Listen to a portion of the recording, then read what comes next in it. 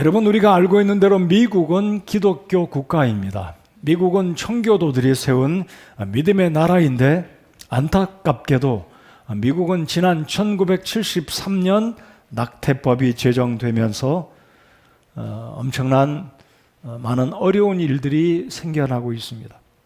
소위 미국에서는 프로초이스, 프로라이프 이 두 양대 주장들이 부닥쳐서 갈등 가운데 있고, 한국도 그렇습니다. 낙태를 지지하는 사람들, 낙태를 반대하는 사람들, 갈등에 대립되고 있는데, 이 문제는 미국의 이 기독교 국가 이 청교도들의 믿음의 뿌리로 세워진 이 나라가 어떻게 낙태법을 제정했는지 그 부분을 잠깐 말씀드리면서, 우리 교회 그리스도인들이, 우리 설교자들이, 목회자들이, 우리 사회에서 우리 그리스도인들 한 사람 한 사람이 어떤 영향력을 끼치는가가 굉장히 중요하다라는 사실을 다시 한번 생각하고 도전받는 우리 성도들이 되시기를 바랍니다.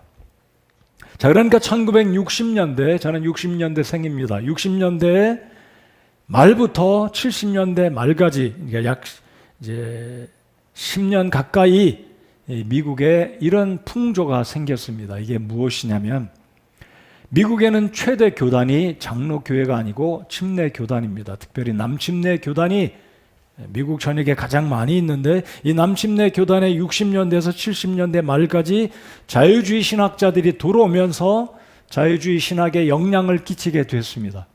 그래서 이 자유주의 신학을 받았던 설교자들, 목회자들이 이 낙태에 대해서 비교적 온건한 태도, 유화적인 태도, 유화적인 시각으로 낙태를 지지하고 찬성하는 측면으로 말씀을 전하고, 그 영향으로 미국의 법조계, 미국의 의사들, 미국의 각계각층 사회 지도자들이 이 낙태에 대해서 유화적인, 양보하는 측면으로 생각을 하게 되면서 미국의 한 결정적인 사건이 발생하게 되는데, 이 로데 웨이드라는 판결이 나게 됩니다. 제가 자세히 말씀드리진 않겠지만, 이 사건을 기점으로 한 여성이 성폭행을 당해서 아기를 갖게 되었고 낙태를 하게 되는데, 이게 재판정에서 낙태로 지지를 받게 되면서 73년도에 미국의 낙태법이 제정이 되었고, 지금까지 무려 47년간 5,800만 명이 합법적으로 낙태를 당하게 되었습니다. 여러분, 5,800만 명이면 우리나라 인구보다 더 많이 되는 인구가 아니겠습니까? 네, 다행스럽게도 이제 79년부터 70년대 후반부터 다시 이 남침례 교단에 이래서는 안 되겠다. 우리 그리스도인들이, 특별히 목회자들이, 설교자들이, 기독교 학자들이 우리 미국 사회의 낙태 반대 운동, 이것은 성경적이 아니라는 이 긍정적인 측면의 운동을 하게 되면서 다시 미국 사회가 다시 성경적인 원리로 돌아가려고 하지만, 이미 이 긴장, 이 양대 이 주장들이 팽팽하게 대립되는 그런 모습. 그래서 미국의 남침례 교단의 에드리안 라저스라는 목사님이 남침례 교회 총회장이 되면서 다시 낙태법에 대해서 제동을 걸게 되지만, 이미 때는 늦었고 수많은 사람이 죽게 되었고, 지금 미국의 극단적인 페미니스트들은 여전히 낙태 찬성, 소위 말하는 프로초이스들의 주장이 상당히 미국 사회를 혼돈하게 하고 있는데, 안타까운 것은 한국에까지 이 프로초이스의 영향으로 낙태 반대하는 사람들이 목소리가 날로 커지고 있습니다. 그래서 우리나라 이 그리스도인들 한 사람 한 사람, 우리 목회자들, 설교자들이 어떤 확신을 가지고 하나님이 주신 이 생명에 대한 이 원리, 생명을 존중하는 것이 얼마나 중요한지, 그래서 우리 그리스도인들이 제대로 서 있어야 우리 사회가 바로 선다라는 생각을 다시 한번 할 수 있기 바랍니다. 저를 따라서 해 주시기 바랍니다. 그리스도인 한 사람이 바로 서야 우리나라가 바로 선다. 그 길을 쥐고 있는 게 바로 저와 여러분입니다. 믿으십니까? 우리가 바로 설 때 우리 주변에 있는 사람들이 성경적인 원리에 입각해서 살아가게 된다는 것입니다. 자, 이런 측면에 최근에 우리나라 최재형 감사원장이나 조미연 판사 같은 분들이 올바른 결정, 이분 두 분이 굉장한 그리스도인들로 제가 알고 있습니다. 이 조미연 판사나 그의 남편 변호사는 두 분 다 침례교회 성도로 굉장히 믿음이 좋은 분들이고 자녀들조차도 크리스찬 스쿨에 보낼 만큼 믿음이 좋은 분들인데, 이분이 최근에 여러분이 뉴스를 통해서 아시겠지만 우리나라의 이 굉장히 복잡한 문제에 올바른 판결을 내린 조미연 판사 같은 그리스도인들이 우리 한국 사회에 있다는 것이 하나님께 감사하고, 그래도 우리나라에 이런 분들이 있어서 희망적이다라고 생각합니다. 그래서 우리 사회에, 우리 교회에서 자라난 우리 아이들이 법조인들로, 그러니까 일반적인 법조인이 아니라 하나님 말씀을 경외하고 준행하는 정직하고 바른 이런 일꾼들이 교육계에, 의료계에, 각계각층에 우리 그리스도인들의 일꾼들이 세워져야 되겠다라고 확신합니다. 자, 오늘 우리가 살고 있는 이 시대는 과거 1세기나 과거 50년 전에는 용어조차도 없던, 상상하지 못하는 일들이 오늘 이 시대에 빈번하게 일어나고 있습니다. 그래서 안타까운 것은 그런 이상한 어떤 사건들이 나오면 우리 청년들, 신세대들은 표현하기를 멋있다, 용감하다, 남들 눈치 보지 않고 자기 소관대로, 자기 주관대로 결정하고 살아간다, 멋있게 생각하는 청년들이 있어서 참 안타깝습니다. 과연 그들의 결정이, 그들의 어떤 이 example하는 어떤 이 사건들이 과연 윤리적으로, 도덕적으로 나아가서 성경적으로 옳은 것인가라는 것은 생각을 잘 하지 못하고, 모험적이다, 선구자적이다, 멋있다, 남들 눈치 보지 않고 개성이 뚜렷하다, 이렇게 칭찬하는 그 모습을 볼 때 참 안타깝습니다. 오늘 설교와 직접적인 관련이 있을 수도 있고 아닐 수도 있겠지만, 여러분 최근에 일본인 방송인 사유리 씨가 비혼 출산했다는 소식 들어보셨습니까? 저는 사유리 씨는 누군지 잘 몰라요. 그래서 저는 이 말 듣고 충격이 됐어요. 비혼 출산, 이 말 자체 네 글자 잘 모르시는 분 계실 거예요. 비혼 출산이 뭐냐면 결혼하지 않고 출산한다 이거예요. 우리나라 헌법에는 결혼하지 않은 사람이 아이를 낳으면 그 아이를 호적에 올릴 수 없도록 법에서 제동을 걸어두었기 때문에 이 사유리 씨가 아기는 낳고 싶고 해서 일본에 가서 일본 남자에게 정자를 기증받아 미혼모가 아니죠. 그러니까 결혼하지 않은 이 싱글인 이 사람이 아기를 낳았어요. 이 모습을 보고 우리 청년들이, 우리 한국의, 우리 한국 사회 청년들이 어떻게 생각할까? 나도 결혼하기는 싫고 혼자 일생을 살아가기는 그러니까 이렇게 한번 아기를 낳아야 되겠다 생각하는 사람이 있지 않겠습니까? 이것은 하나님의 창조의 원리에 어긋나는 잘못된 행동입니다. 여러분, 남자가 아기를 낳는다는 얘기 들어보셨습니까? 우리 교회 의사분들이 몇 분이 계신데 앞으로 20년이 지나면 인공자궁을 만들어서 남자들도 아기를 가질 수 있다라고 이야기를 하는데, 참 이거는 하나님의 신성한 생명의 영역을 도전하는 이 사탄적이고 하나님의 질서에 완전히 도전하는 인본주의의 가장 악한 오늘 21세기의 바벨탑이다라고 저는 생각합니다. 그러니까 오늘 우리가 이 시대를 볼 때 이런 일도 있구나, 나도 한번 해볼까, 이런 생각을 우리도 은연중에 하게 되는 것, 이런 것 자체를 우리가 다시 한번 조심하고, 이게 과연 하나님의 창조의 원리고 하나님의 기뻐하신 뜻인가라고 생각을 해야지, 사람들이 생각할 때 괜찮겠다, 저것도 좋은 생각이다, 모험적이고 선구자적이고 용기 있고 개성이 있고 자기 주관이다, 이렇게 생각해서는 안 된다는 겁니다.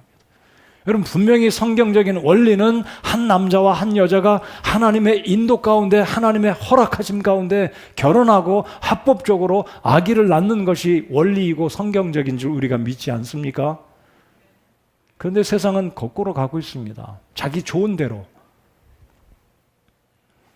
그래서 오늘은 그리스도인의 생명 존중에 대한 이 주제를 가지고 다시 한번 우리가 어떻게, 오늘의 말씀은 어찌 보면 직접적으로 이미 아기를 낳을 수 있는 이 연령이 지났고 이미 자녀를 다 키우고 연령이 어느 정도 되신 우리 성도님들에게는 직접적으로 관련이 없을 수도 있겠지만, 앞으로 이제 결혼을 해서 아이를 낳을 우리 청년들, 싱글들, 오늘 이 말씀을 정말 하나님의 생명의 원리에 입각해서 자녀를 잘 낳고 기르는 우리 교회 모든 성도들이 되시기 바라고, 이제 할머니, 할아버지가 되었어도 우리 아들들, 딸들에게 이런 성경적인 원리를 직접적으로, 간접적으로 잘 가르치고 우리 삶의 바탕이 갖추어질 때 하나님이 기뻐하시는 성경의 원리가 우리의 가정과 우리 사회에 세워지게 된다는 것입니다.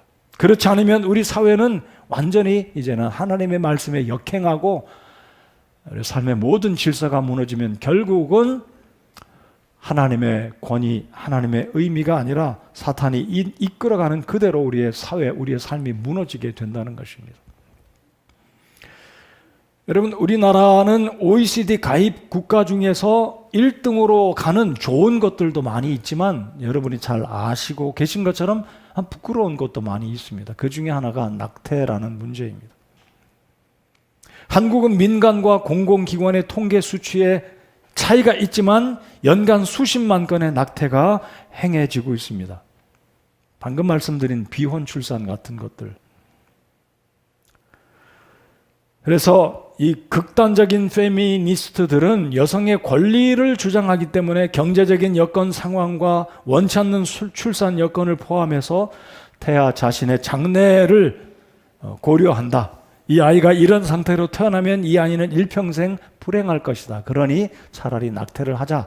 이것이 프로초이스들의 주장이고 극단적인 페미니스트들의 낙태를 하고자 하는 그들의 나름대로의 그들의 이유라고 생각이 됩니다. 어떤 이유에서든지 낙태는 하나님의 성경의 원리에 의하면 있어서는 안 되는 하나님의 말씀의 원리라는 것을 우리가 꼭 기억해야 할 것입니다. 여러분, 낙태의 95.3%가 임신 12주 내에 이루어진다고 하는데 최근에 한국 우리 헌법재판부에서 개정한 법률에 의하면 14주로 연장이 되었고 사회적으로 경제적인 특별한 이유가 있을 때는 임신 24주, 즉 6개월 된 이 복중에 6개월 된 아이도 낙태가 법으로 허용이 되었으니 이 6개월이면 얼마나 이 생명이 얼마나 많이 자랐겠습니까? 요즘에 또 우리나라 학교에서 우리 학생들에게 성교육을 합시고 어떻게 하면 성병을 예방하는지 방법을 가르쳐주면서 직접 간접적으로 결혼하지 않은 우리 청소년들에게 성적인 죄악으로 노출되어 가도록 이렇게 유도하지는 않겠지만 이것이 직접 간접적으로 좋지 않은 결과를 나타내게 된다는 것이죠. 소위 말하는 성적 자기결정권이라는 명목으로 우리 청소년들이 이렇게 불장난을 해서 아기를 갖게 되면 모자보건법은 16세 이상의 청소년은 부모의 동의 없이도 낙태를 할 수 있다라는 법률이 있다고 하니까 이게 참 안타까운 것이죠. 의학적으로 태아가 10주가 넘으면 이미 어머니 뱃속에서 골격이 딱딱하게 굳어져 있기 때문에 낙태 시술을 할 때는 약물로 그 아이의 생명을 없이 하고 뼈를 부러뜨려서 메스를 넣어서 집게를 넣어서 그 아이를 조각내서 꺼낸다고 하잖아요. 얼마나 이게 언급하기 그런 문제 아니겠습니까? 근데 심지어 24주 6개월 된 아이를 낙태할 때는 얼마나 이게 어렵겠습니까? 요즘에 낙태하는 사람들, 찬성하는 사람들은 이런 일들을 행하고 있다는 것이죠. 자, 그렇다면 오늘은 이 그리스도인들의 생명윤리, 우리가 하나님이 만드신 모든 한 사람 한 사람 그 아이가 복중에 있건 출생했건 간에 특별히 오늘은 복중에 있는 이 소위 말하는 언제부터 사람은 생명체인가, 임신 몇 주부터 생명체인가라는 여러 가지 보는 관점도 다르지만 오늘은 이런 부분에 있어서 우리 그리스도인들이 어떤 시각으로 하나님의 말씀에 입각해서 이 부분을 확고하게 우리가 확신할 것인지 말씀을 통해 도전이 되기를 바랍니다. 자, 그러면 사람의 생명은 어떤 기점으로부터 시작되는가 한번 생각해 보겠습니다. 아마 우리 남성분, 여성분들을 아마 생명이 언제부터 시작되는가 아마 흥미로 이렇게 아마 생각해 본 적이 있을 겁니다. 어머니 뱃속에, 임산부 뱃속에 있는 아이가 과연 3주부터 생명이라고 보는가, 5주부터라고 보는가, 일정한 게 어느 정도 기간이 지나야 생명이라고 보는가, 견해가 다 다를 것입니다. 자, 그럼 오늘 제가 세 가지 견해, 일반적인 견해를 먼저 말씀드리면 우리나라 헌법학계와 대법원에서는 사람의 생명의 시작과 탄생은 수정란의 착상부터가 생명이다라고 인정을 한다고 합니다. 전문적인 생물학자들 5,577명에게 생명의 시작은 언제부터인가라고 물었을 때 96%의 대답은 정자와 난자가 수정되었을 때부터가 생명체다라고 전문적인 학자들은 의견을 발표했습니다. 의학적으로는 태아의 심장 박동은 태어나지 않은 인간이 출생에 도달할 수 있음을 보여주는 주요한 지표로 알려져 있다라고 말합니다. 그러니까 태아가 심장을 이제 뛰면서 박동이 있을 때부터 이 아이는 출생이 가능한 생명에 도달할 수 있는 기간을 마치고 이 땅에 태어날 수 있는 생명의 가능성을 지닌 사람이다. 그렇게 또 이야기를 한다고 하는데, 이제 미국에서는 작년에 2019년 5월에 특별히 그 사우스캐롤라이나 주에서는 5주 된 아이들이 심장 박동이 있게 됐을 때 낙태에 관한 법과 연관돼서 심장 박동법이라는 것을 제정을 해서 심장이 뛰는 아이들은 생명체로 인정을 하고 낙태를 고려하는 사람들에게 다시 도전을 주는, 이 아이가 심장이 뛰고 있으니 생명체니까 다시 생각하시오라는 심장 박동법을 이렇게 제정을 했다고 합니다. 자, 그렇다면 일반 학자들이 그렇게 이야기하고 헌법이 이야기한다면 교회사는 어떻게 사람의 생명을 언제부터를 기점으로 이야기하고 있는지 한번 살펴보겠습니다. 지난주에도 제가 아리스토텔레스를 잠깐 이 목적론적 증명이라는 그 부분을 언급을 했듯이 이 아리스토텔레스는 제가 잘은 모르겠지만 성경적인 세계관을 갖고 있는 철학자가 아니었을까라고 생각합니다. 이 아리스토텔레스에 의하면 좀 독특하게 사람의 생명을 이렇게 이야기를 합니다. 남자 아이들 같으면 어머니 뱃속에서 40일이 지나면 생명체로 인정을 했고 여아인 경우는 90일째. 근데 독특한 것은 성경에서도 이 산부들이 아이를 낳으면 남자 아이들을 낳고 정결케 하는 기간과 여자 아이를 낳고 정결케 하는 기간이 굉장히 차이가 많이 나는 것, 이 히브리인들, 유대인들은 그렇게 행하고 있습니다. 자, 아무튼 이것은 그렇게 정확하지가 않다고 저는 생각합니다. 뭐 남자는 40일이 되면 영혼이 있고 생명체라고 보고 여자아이들은 90일이라는 것은 뭐 형평성이 없다고 보는데, 아무튼 나름대로 아리스토텔레스는 이 수십일이 되긴 했지만 어머니 뱃속에 있는 생명체도 생명이라고 인정한 것 자체는 굉장히 의미가 있다라고 생각이 됩니다. 자, 아무튼 그래서 이 아리스토텔레스의 영향으로 초대 교부 가운데 한 사람이었던 토마스 아퀴나스는 사람의 영혼은 그래서 40일에서 90일이 되면 어머니 뱃속에서 영혼을 하나님으로부터 부여받고 생명체로 자라고 있다라고 정리가 되어 왔습니다. 그래서 이 아리스토텔레스의 이런 주장들이 유대인들의 탈무드에도 영향을 끼치게 되었고, 유대인들의 생각은 그래서 40일에서 약 90일, 3개월 전후가 되면 복중에 있는 아기도 영혼을 지닌 생명체다라고 유대인들은 생각을 하게 되었다고 합니다. 아무튼 초대 교부들은 이 아리스토텔레스 40일에서 90일 이것을 꼭 받아들이진 않지만 초대 교회 대부분의 교부들, 신학자들, 목회자들, 설교자들은 임신의 순간부터 그 태아는 영혼을 지닌 하나의 생명체로 보았다라는 것이 교부시대 교회사의 근거, 견해다라는 것입니다. 자, 그러면 이제 성경적인 견해, 하나님은 어떻게 말씀하시는지 성경을 열어서 저희들 한번 찾아보겠습니다.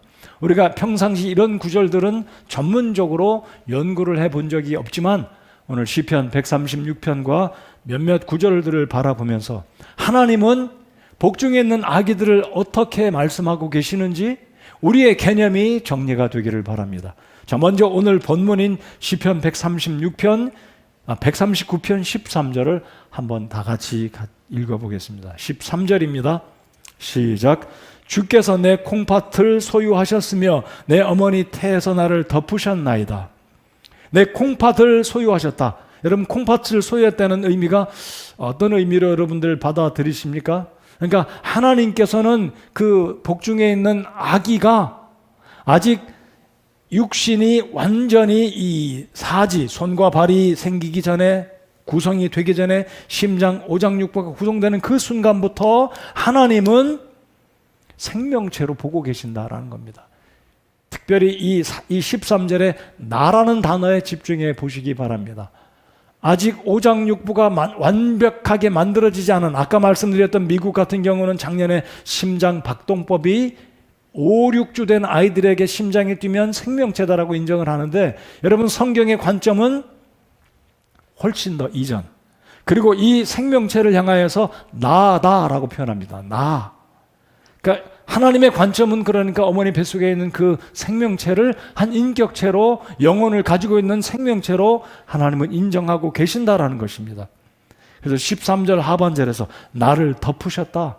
하나님의 전능하신 그 능력이, 하나님의 섭리가 그 어린 생명체와 함께하고 계신다라는 것이 성경의 관점, 하나님의 말씀이라는 겁니다. 자, 18절을 또 한번 보시기 바랍니다. 내가 그것들을 세려할진대 그것들의 수가 모래보다 더 많나이다. 내가 깰 때에도 여전히 주와 함께 있나이다. 여기 28절에도 그렇게 말씀하시고 신비하다는 거죠. 자, 이제 특별히 이제 16절을 다시 한번 다 같이 읽어보겠습니다. 16절입니다. 시작. 주의 눈이 아직 불완전한 나의 실체를 보셨으며 계속해서 형성된 나의 모든 지체들이 주의 책에 기록되되 그것들 중에 아직 하나도 존재하지 않았을 때 기록되었나이다. 자, 16절이 더 정확하다고 봅니다. 16절에 보시면 주의 눈이 아직 불완전한 나의 실체를 보셨으며, 아직 불완전하잖아요. 여러분 혹시 태아가 자라는 사진들을 종종 보셨습니까? 정자와 난자가 그 수정체로 결합되어서 며칠이 지나면 마치 콩알같이 생긴, 그래서 머리는 크고 이 척추의 꼬리뼈가 이렇게 꼬부라지게 이렇게 마치 콩나물처럼 생긴 그 사진들 보셨죠? 바로 이 성경 16절에 주의 눈이 아직 불완전한 나의 실체를 보셨으며 계속해서 형성된 나의 모든 지체들이 주의 책에 기록되되 라고 말합니다. 그러니까 하나님의 관점은 어머니 복중에 있을 때 이 생명체가 아직도 완벽하게 사람답게 구성이 안 됐을 당시부터 하나님은 나다라고 표현하였고, 실체다, 형성되고 있다라는 이런 표현들은 하나님은 복중에 있는 아기들, 그 얼마 되지 않은 그 수정체 자체도 하나님은 생명으로, 인격체로 인정하고 계신다라는 것이 성경의 관점이라는 것입니다. 그래서 시편 51편 5절에서 다윗이 그 유명한 그 참회의 시에서 이렇게 이야기합니다. 51편 5절 보소서 내가 불법 가운데서 형성되었으며 내 어머니가 죄 가운데서 나를 수태하였나이다. 여러분 수태라는 말은 수정체가 만들어진 그 순간을 수태라고 하지 않습니까? 근데 다윗은 자신을 가리켜서 하나님께서 자신을 지으셨다, 조성하셨다 라고 고백하고 있기 때문에 성경의 관점은 하나님의 그 모든 생명들은 어머니 뱃속에서 있을 때부터가 인격체이고 사람이고 생명체다라는 것이 성경의 관점이라는 겁니다. 그래서 이 나라는 것, 나, 여러분 나는 인격체이고 살아있는 존재가 아니겠습니까? 그래서 이 나라는 인격은 히브리어 단어에서 야다라고 하는 이 단어, 창세기에 보면 아담과 하와가 지음을 받고 이 두 부부가 처음으로 사랑을 나누게 될 때 아담이 하와를 알았다 할 때 야다라고 합니다. 야다. 그것은 알다. 그러니까 알다라는 표현은 남자가 여자를 알았다는 표현이죠. 근데 이 야다라는 단어와 비슷한 히브리어가 있는데 야함. 이 야함이라는 단어는 더 적극적인 측면에서 부부의 그 관계를 통해서 수정이 되는 순간을, 아기가 태어나는 그 과정을 야함이다 라고 표현을 하고 있다는 것입니다. 그러니까 성경은 더 적극적인 측면으로 일반적인 개념보다도 교회사에서 학자들, 이 신학자들이 표현한 그것보다도 더 정확하게 성경은 어머니 뱃속에서 아기의 생명체를 사람으로 인정하고 있다라는 것입니다. 저는 어떤 이런 앙케이트 조사를 참여해 본 적은 없는데 인터넷에 자료를 보면 우리 한국 사람들에게 설문조사를 하는데 길 가던 사람들에게 어머니 뱃속에 있는 2, 3주 된 아이가 세포입니까? 아니면 이 아이가 생명체입니까? 라는 이 질문에 상당히 많은 사람의 대답은 세포로 본 것이 아니라 생명체로 보았다라고 스티커를 붙여놓은 그 사진을 제가 보았습니다.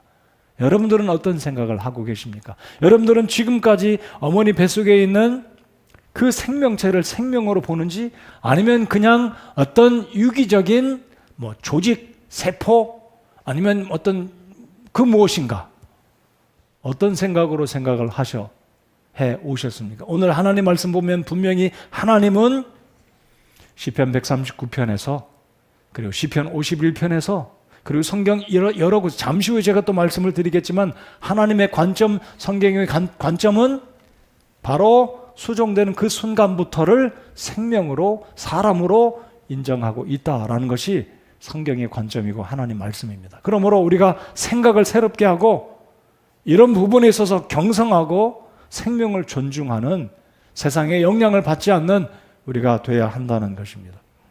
우리 성경을 한 구절 열어서 또 보겠습니다. 욥기 3장 16절을 보시겠습니다. 나는 이미 아기를 낳고 이 나이에 낙태고 뭐고 나랑 상관이 없는데 왜 이런 말씀을 공부할까, 이렇게 생각 안 하시기 바라고, 우리의 생각들이 잘 정리되고, 우리 부모님 되신 여러분들, 할머니, 할아버지 되신 여러분들은 여러분들의 사위, 며느리, 딸, 아들들이 앞으로 이런 생명을, 이런 성경적인 시각으로 분명히 확고하게 할 때에 생명을 존중하게 된다는 것입니다. 자, 욥기 3장 16절을 다 같이 읽어보겠습니다. 읽겠습니다. 시작.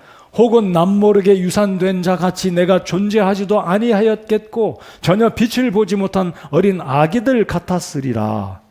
자, 욥은 그 고난의 때에 사탄이 욥에게 시험을 가져오지 않았습니까? 그래서 욥은 차라리 내가 나지 않았다면, 내가 차라리 태어나지 않았더라면 좋았을지 모르겠다라고 이야기한 적이 있는데, 바로 그 부분에 한 관계된 구절이 바로 이 3장 16절입니다. 혹은 남모르게 유산된 자 같이 내가 존재하지도 아니하였겠고, 차라리 자기가 태어나지 않았다면 오늘 이 고난을 겪지 않았을 텐데 라고 가정하에 이야기하는 것입니다. 근데 핵심 구절은 바로 이것입니다. 전혀 빛을 보지 못한 어린 무엇이라고요? 아기다. 바로 욥을 통해서도 성경은 말씀하시기를 낙태된 그 누군가가 있다 할지라도 그 생명체가 바로 아기다라는 겁니다. 아기. 여러분, 성경의 의사 누가가 성경을 기록했습니다. 우리 교회 의사분들이 있다고 제가 방금 말씀드렸는데 의사분들 한번 잘 들어보십시오. 누가는 의사입니다. 근데 누가가 표현한 이 구절들을 제가 언급해드리면 이해가 더 잘 가실 겁니다. 여러분, 누가복음에 보면 이 아기에 대한 헬라어 단어가 브레포스라는 단어가 쓰였는데, 여러분 기억나실 거예요. 침례 요한을 엘리사벳이 가졌을 때 침례 요한이 뛰어놀았습니다. 마리아가 자기의 친척인 엘리사벳을 방문했을 때 마리아, 예수님을 임신한 그 마리아가 올 때 엘리사벳의 뱃속에 복중에 있던 침례 요한이 뛰었다 그랬습니다. 그것은 초자연적인 하나님의 역사로 침례 요한, 아기 침례 요한이 자신의 친척이신 메시아 예수를 가진 마리아가 들어왔을 때 복중에 있는 침례 요한이 뛰었다 그랬는데, 그 아기라는 단어가 브레포스입니다. 아기. 그런데 누가는 또 이렇게 기록하기를, 예수 그리스도가 태어나서 말구유에 있을 때 그 아기 예수를 사용한 그 아기 또한 브레포스다, 똑같습니다. 그러니까 성경의 관점, 의사 누가의 관점은 복중에 있는 생명도 아기라는 말 썼고, 태어난 아기도 아기다, 베이비, 브레포스, 아기입니다. 베드로는 어떻습니까? 베드로는 베드로전서 2장 2절에 보면 갓난 아이들처럼 하나님 말씀을 사모하라 그랬을 때 그 아기가 브레포스입니다. 그러니까 성경의 관점은 복중에 있는 아기도 생명체의 아기이고 태어난 아기도 아기, 동일하다는 겁니다. 자, 그러니까 우리가 성경적인 관점으로 복중에 있는 아기는 진짜 아기냐 생명체냐, 몇 개월까지, 몇 주까지, 이게 아니라 성경의 원리는 수정된 순간부터 그 생명이 아기다, 생명체다라는 것이 하나님 말씀의 결론이라는 것을 꼭 기억하시기 바랍니다. 그래서 우리 그리스도인들은 오늘 이 시대의 여성주의자들이 말하는 낙태에 관계된 여러 가지 논리들, 여러 가지 주장들을 그럴듯하게 제시하면서 여성의 권리를 보호하는 측면에서 헌법에서 낙태법을 막는 건 안 된다라고 강조하고 낙태를 주장하는데 이것은 성경의 원리를 거스르는 잘못된 것이라는 거죠. 그래서 우리가 세상의 영향을 받고 그들을 쫓아서 이런 상황이면 나도 해도 된다는 이런 논리가 아니라 우리는 생명의 존중을 가지고 하나님 말씀이 보는 시각으로 복중에 있는 그 아기가 1주가 됐든 3일이 됐든 생명으로 인식을 하고 존귀한 생명을 존중하고 하나님의 그 생명을 허락하심, 모든 생명은 하나님이 주신 거 여러분 믿으십니까? 제가 한번 이렇게 말씀드려 볼까요? 저는 저희 어머니가 39인가 제가 계산을 해보니까 39인가 40 다 돼서 나셨었는데 저희 어머님이 9을 하셨습니다. 저는 태어나기 전에 누님들 셋이 병으로 세상을 떠났고 살아계시면 아마 70대 중반, 70대 후반까지 가는데 병으로 세상을 떠났고 제가 막내가 태어났을 때 이미 저희 위로 형님이 2, 누님이 3이 있었습니다. 그러니까 제가 굳이 없어도 되니까 제가 듣기로는 우리 어머니께서 이 아이를 지울까 말까 고민을 했다는 거예요. 여러분도 아마 그런 분이 계실지 모르겠습니다. 만약에 여러분의 부모님이 여러분을 없애버릴까 생각했다면, 그리고 결정을 했다면 우리는 이 세상에 없을 겁니다. 무슨 말씀이냐면 하나님께 내가 존재하는 것 여러분 감사하십니까? 난 차라리 나지 않았으면 좋았을 텐데 이런 분 계신가요? 우리 부모님들이 결정을 잘못했다면 우리는 이 땅에 지금 없을지 몰라요.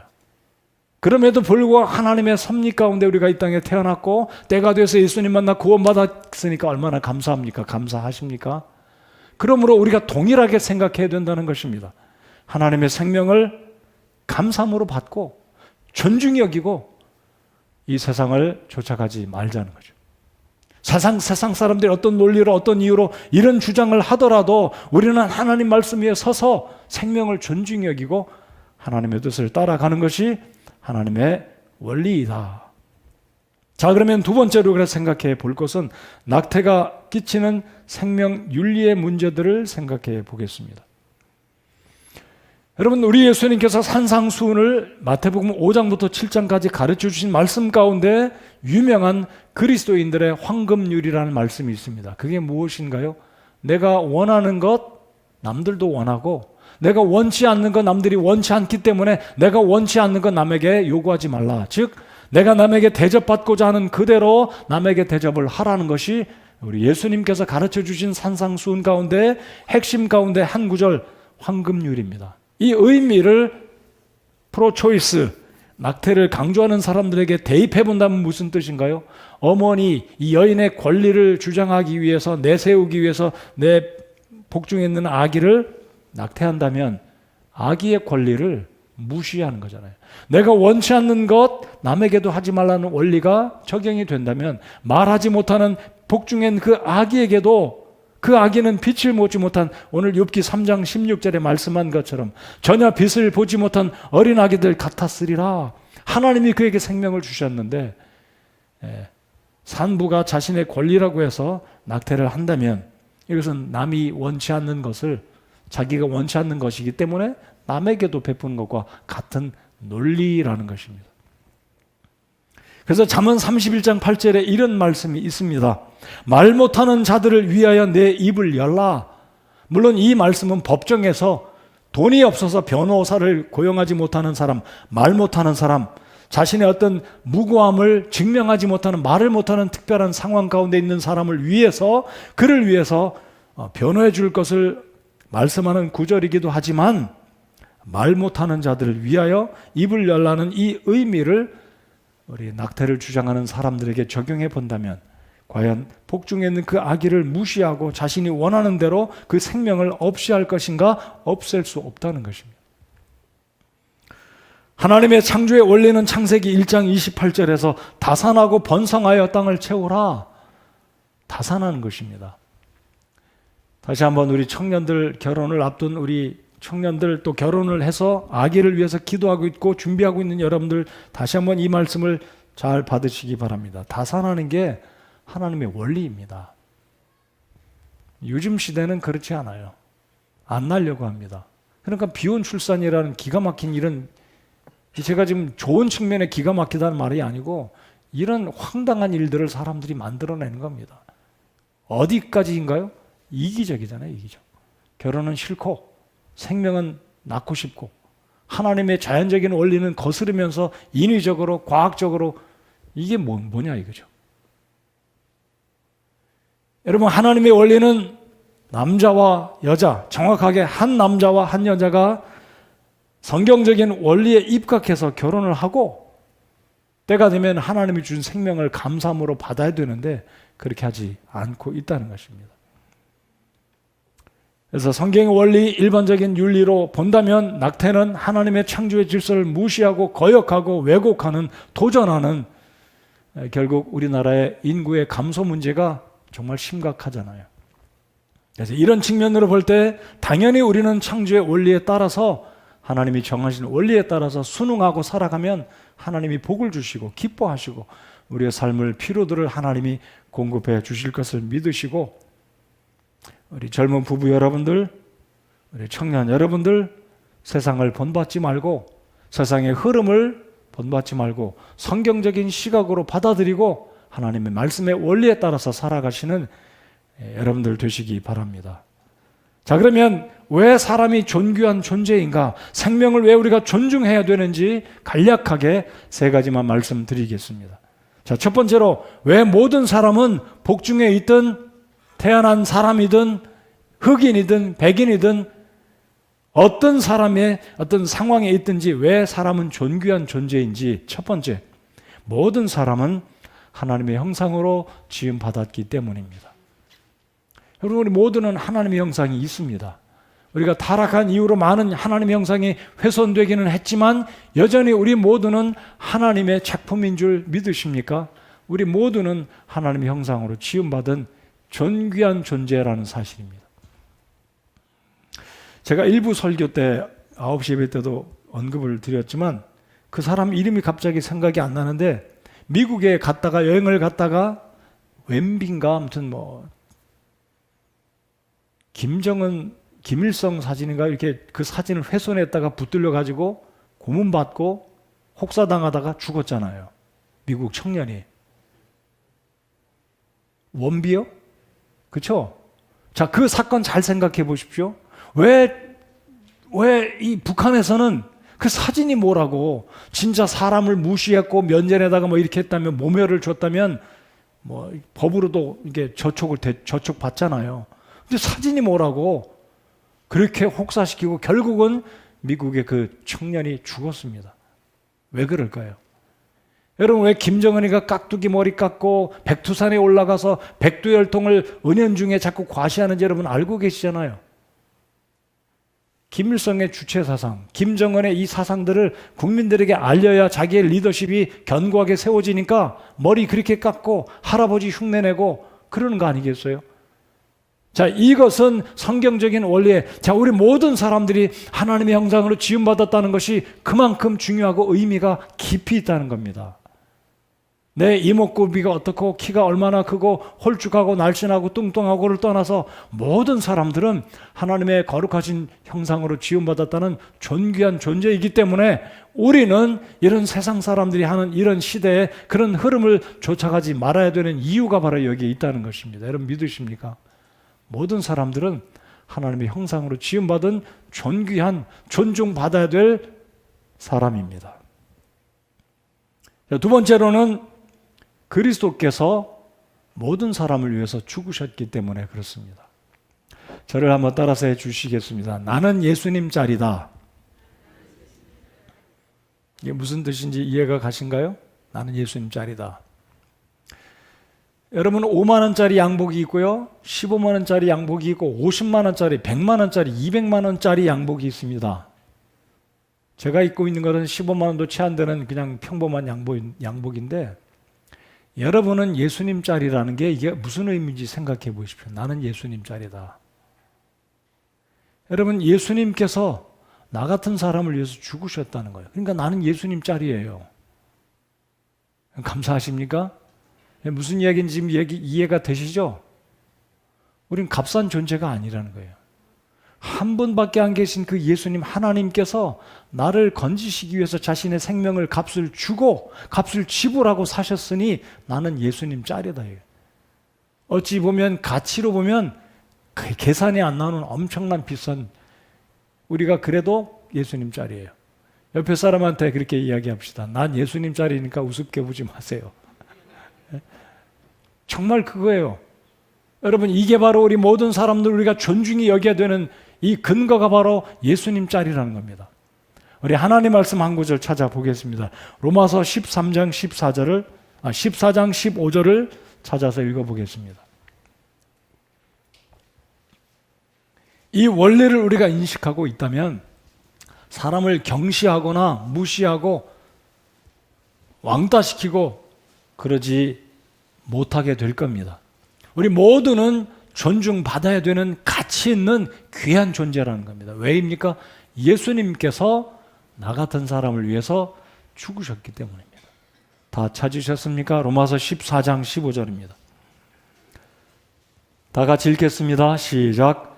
그러나 만일 내 음식물로 인해 내 형제가 근심하게 되면 이제 내가 사랑으로 걷지 아니하나니 내 음식물로 그 사람을 망하게 하지 말라. 그를 위해 그리스도께서 죽으셨느니라.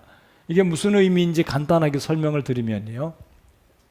바울 사도 시대에는 유대인들이 이방인 사람들과 음식을 같이 아니했는데, 왜냐하면 유대인들은 레위기의 율법의 규례에 따라서 생선을 먹어도 비늘이 있는 생선만 먹고 비늘이 없는 생선은 먹지 않았습니다.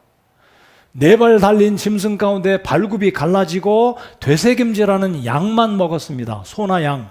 근데 돼지는 발굽이 갈라졌지만 되새김질을 하지 않기 때문에 유대인들은 돼지고기에 돼자도 언급하지 않습니다. 그런데 바울 사도 당시에 교회에 문제가 생겼습니다. 구원받은 그리스도인들이 그리스인들도 있고 외국인도 있고 유대인들이 있는데 가만히 보니까 저 사람은 예수님 믿고 교회 왔는데 돼지고기 먹고 우상의 제단에 바쳐졌던 불신성한 음식을 먹으니까 정죄하는 거예요. 너 왜 그거 먹었냐? 너 그 음식 먹고 여기 올 수 있어? 너 그 음식 먹고 나랑 교제할 수 있어? 서로 공격하고 비난합니다. 그러니까 바울이 말하기를 음식으로 인해서 형제의 마음을 아프게 하지 말고 그 사람을 망하게 하지 말라. 왜입니까? 그 사람을 위해서 그리스도가 죽으셨느니라. 이 말씀의 의미가 이해가 되시죠? 그래서 우리는 예수님께서 나 같은 것을, 나 같은 사람을 위해서 죽으셨기 때문에 나는 예수님 짤이라는 겁니다. 다시 한번 여러분 손으로 여러분 가슴을 두드리면서 나는 예수님 짤입니다 라고 말해 보십시오. 이게 우리 그리스도인들의 자존감입니다. 자존심이 아니고 자존감이에요. 나를 높이고 감사하고 나 같은 사람을 위해서 예수님이 죽으셨다는 이 놀라운 사랑, 이게 바로 다른 사람에게도 저 사람을 위해서도 예수님이 죽으셨지. 이런 걸 생각하면 우리가 사람을 존귀하게 생각하고 귀하게 여겨주고 존중하게 된다는 겁니다. 그래서 우리 한국에서 왕따 문화, 여러분 왕따는 직장에서도 있잖아요. 꼴보기 싫은 사람, 튀는 사람 왕따 당합니다. 근데 우리 그리스도인들은 좀 미워도 꼴보기 싫은 짓을 해도 우리가 그래도 세상 사람과 똑같이 합세해가지고 왕따시키면 안 되잖아요. 왜입니까? 바로 우리 하나님께서 나 같은 사람을 구원하시기 위해서 예수님이 이 땅에 오셔서 죽으셨기 때문에 오늘 로마서 14장 15절에 그를 위해 그리스도께서 죽으셨다. 여러분 이래봬도 내가 주님이 나를 위해서 죽으셨다. 예수님 짤이라는 거예요. 여러분 감사하시기 바랍니다. 그래서 이런 생명률, 이런 존중의 생각을 갖게 되면 우리 그리스도인들이 다른 사람을 생각할 때 세상 사람처럼 그렇게 생각하지 않고 그런 대우를 하지 않게 된다는 것입니다. 서로 존중하게 되는. 자, 세 번째로 우리가 왜 사람을 존귀하게 여겨야 됩니까? 세 번째는 각 사람을 향한 하나님의 목적과 기대하심이 있기 때문입니다. 여러분 이 아침 시간에 하나님께서 여러분을 향해서 기대하고 계시다는 거 생각하십니까? 아유, 난 늙은데 이제 뭐 하나님 나에게 무슨 기대를 하실까? 하나님 기대하시면 저 젊은 사람들에게나 기대하시겠지. 나같이 이제 힘도 없고 돈도 없고 능력도 없고 이제는 나는 이제 죽을 날만 기다리고 있는데 하나님이 나한테 기대를 하셔? 아닙니다.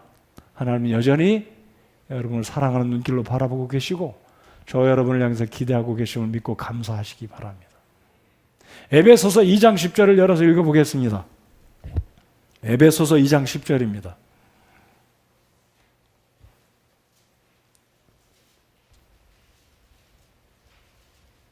신약성경 에베소서 2장 10절 다 같이 펴서 읽겠습니다. 읽겠습니다. 시작. 우리는 그분의 작품이요 그리스도 예수님 안에서 선한 행위를 하도록 창조된 자들이니라. 하나님께서 그 선한 행위를 미리 정하신 것은 우리가 그 행위 가운데서 걷게 하려 하심이니라. 자, 여러분 이 한 구절을 잘 보십시오. 우리는 하나님의 작품이며 예수님 안에서 선한 행위를 하도록 지음받았고, 그리고 하나님은 여전히 지금도 나를 향해서 선한 행위를 기대하고 계신다는 것입니다. 그러므로 우리는 모든 사람들을 존귀하게 여기고, 저 사람도 하나님의 작품이지, 우습게 보고 멸시하고 깔보면 안 된다는 겁니다. 바로 이런 이유 때문에 우리 그리스도인들의 생명, 모든 사람들의 생명을 향한 생각은 존귀하게 여기고 존중히 여기고 서로 귀하게 여기는 것이 성경의 원리이고 하나님 말씀의 원리라는 것을 오늘 이 아침 시간에 다시 한번 확신하시기 바랍니다. 여기 우리 셋째 아들이 앉아있나 모르겠어요. 어디 방송실에 있는지 아마 어딘가 있을 거예요. 저희 집에 아들만 셋이지 않습니까? 첫째, 둘째가 태어났을 때 이제 미국에서 태어났는데 하나님께서 우리 이제 가정에 둘을 주셨구나 생각을 했는데, 귀국을 하고 본교회에서 이제 조력을 하다 보니까 하나님 셋째를 또 주셨어요. 그때가 97년도입니다. 우리 셋째가 임신됐을 때가 97년, 그리고 98년도 1월 12일 날 태어났어요. 근데 그 당시에는요, 90년대 말에는 셋을 낳는 것은 좀 무식한 사람으로 인정받는 시대였습니다. 더더군다나 전도사, 목사, 부목사, 이 사모가 셋을 낳아? 그럼 얼마나 또 제 하나가 생각할 때 사회적인 이 이목들 생각하고 얼마나 이게 부담이 되겠습니까? 제 안에 가서 나름대로 이제 그런 생각들이 있었고, 그래도 하나님이 주신 생명이니 감사하잖아요. 태어났습니다. 화양리 병원에서 태어났어요. 근데 이 태어난 이 아들을 제가 이름을 잘 지었는지 하나님의 역사이신지 모르겠지만 이름대로 우리 유진이가 되어 가는 것 같아서 감사합니다. 제 유진의 이름을 제가 어떻게 지었냐면, 제가 아까도 말씀드렸듯이 저희 어머니에게도 제가 막내이고 저희 어머니에게도 셋째 아들입니다. 근데 하나님이 저희 셋째를 주셨기 때문에 제 어머니를 생각하면서 제 막내인 제가 막내 아들에게 이름을 지을 때 저희 어머니의 이름 한 글자를 따다가 참진자, 진리진자를 넣고, 그리고 오직 유자를 넣어서 유진으로 지었어요. 너는 오직 하나님 말씀만을 위해서 살아라. 유진이라고 지은 이 이름의 유진의 발음은 미국 사람들이 유진이란 이름을 많이 지어요. 남자들 이름 가운데. 그래서 첫째, 둘째도 미국에서 태어나서 영어 이름이 있기 때문에 얘도 영어 이름도 그냥 하나 만들어 줄 겸 한국 이름으로 유진으로 지었습니다. 유진이란 이름은 말씀드린 그대로 오직 하나님 말씀만을 위해서 살아라. 영어의 이름의 유진은 좋은 출생이다라는 뜻이 있는데, 유진이가 올해 대학을 졸업하고 하나님 말씀 전하는 사람이 되겠다고 신학교에 가서 지금 공부하고 있잖아요. 그래서 얼마나 감사한지 모릅니다. 우리 사랑하는 청년 형제 자매 여러분들, 우리 젊은 부부 여러분들, 세상의 흐름을 쫓아가지 마십시오. 하나님의 원리에 따라서 많이 나면 많이 날 수 있는 대로, 그렇다고 좀 무작정 많이 날 수는 없겠지만 좀 많이 날 수 있기 바랍니다. 그래서 우리 교회에 애기들이 많이 있기 바라요. 애기들의 목소리가 많이 있기 바랍니다. 얼마나 좋습니까? 그래서 하나님의 창조의 원리에 따라서 생명을 존중하고 하나님의 영광을 위해서 살아가는 우리 교회 성도들 되기 바라고, 특별히 결혼을 앞두고 그리고 결혼을 해서 가정을 꾸려가는 우리 젊은 부부 여러분들, 오늘 말씀의 원리를 따라서 생명을 귀하게 여기고 존중하는 우리 교회 성도들이 다 되시기 바랍니다. 여러분, 오늘 한국의 출산율은 0.918%.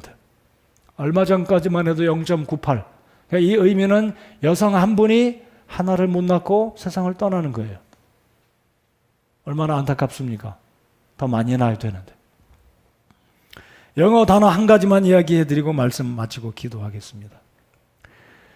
영어 단어 가운데 우리가 신성하다라는 단어는 sacred이라고 합니다. sacred, 신성하다. 우리 예수님이 신성하신 분이고 제가 이제 12월 셋째 주일 우리 예수님의 신성에 대해서 말씀을 전하고자 하는데 신성이란 단어는 무슨 뜻이냐면요 하나님께 속했다입니다. 여러분 우리 모든 사람의 생명은 하나님께 속했습니다. 우연히 태어난 사람 없습니다. 사고로 태어난 사람 없습니다. 저와 여러분 사고로 태어났습니까? 아니잖아요. 하나님의 놀라우신 섭리에 따라 태어난 귀한 존재들입니다. 믿으십니까? 그게 신성하다 뜻입니다. 모든 생명은 하나님께 속했다. 이것이 신성한 의미입니다. 그러므로 하나님이 주신 모든 생명들, 그 생명체가 어떤 모양이든지 어떤 상황에 있든지 흑인이든 백인이든 가난하건 못 배웠건 장애가 있건 모든 생명들은 신성한 존재들입니다. 하나님께 속한 존재이기 때문에. 그래서 오늘 이 시대에 사람의 생명을 귀하게 여기는 하나님께 속한 생명들로 여기고 존귀하게 여기고 존중하고 사랑하고 섬겨주고 인정하는 우리의 삶이 될 때에 하나님께서 기뻐하시고 복 주시리라 믿습니다. 하나님께서 우리 교회 모든 성도님들 이런 생각으로 이 시대를 돈받지 말고 이 시대에 영향받지 말고 오히려 시대를 선도해 가고 이끌어가는 내가 살 때, 내가 올바로 설 때 우리 사회가 올바로 서게 된다는 이 확신을 가지시고 오늘 그리스도인들의 생명을 존중히 여기는 생명 윤리에 대한 말씀을 꼭 기억하시면서 이 하나님의 창조의 원리에 따라서 살아가시는 우리 교회 모든 성도들이 되시기 바랍니다. 기도하겠습니다.